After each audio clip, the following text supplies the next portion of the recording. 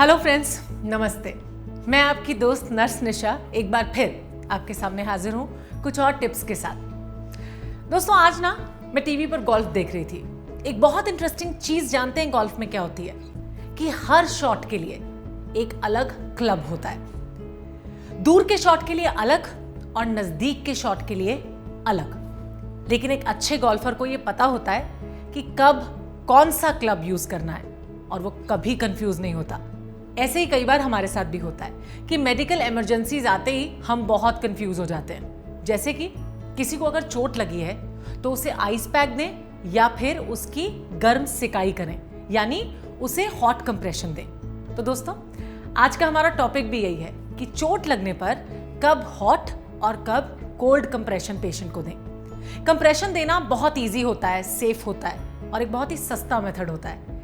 लेकिन जैसे कि मैंने आपको बताया कि कब कौन सा कंप्रेशन देना चाहिए, इस बात की कंफ्यूजन सबसे ज्यादा देखने को मिलती है।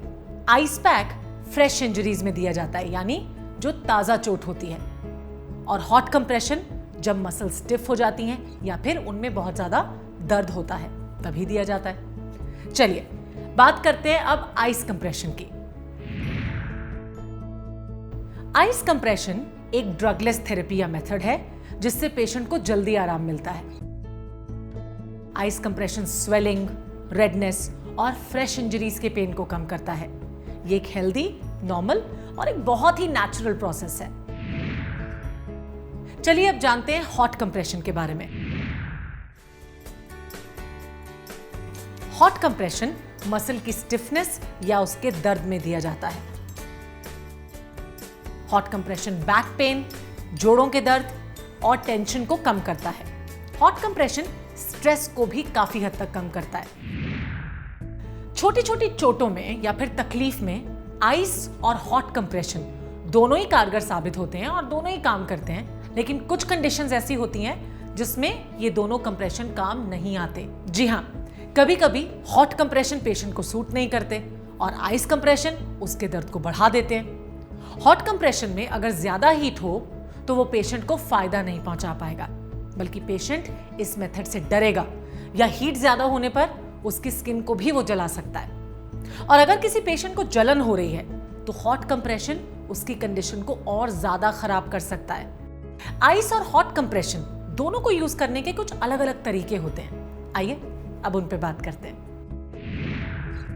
एंकल स्प्रेन होने पर आइस पैक यूज किया जा सकता है। फ्रेश इंजरीज पर भी आइस पैक को यूज करने से बेहद आराम मिलता है।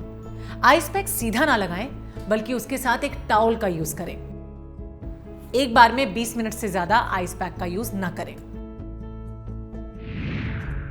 तो ये तो बात हुई आइस पैक कंप्रेशन की। अब बात करते हैं हॉट कंप्रेशन की। मसल स्ट्रेन में हॉट कंप्रेशन यूज किया जाना चाहिए। हॉट कंप्रेशन के साथ एक टॉवल का इस्तेमाल करें। एक बार में 20 मिनट से ज्यादा हॉट कंप्रेशन का यूज ना करें। ध्यान रखें, इस प्रोसेस में कहीं आप खुद को ना जला लें। तो दोस्तों, ये तो थे कुछ इंपॉर्टेंट टिप्स कि आइस कंप्रेशन और हॉट कंप्रेशन कैसे देना है, कब देना है।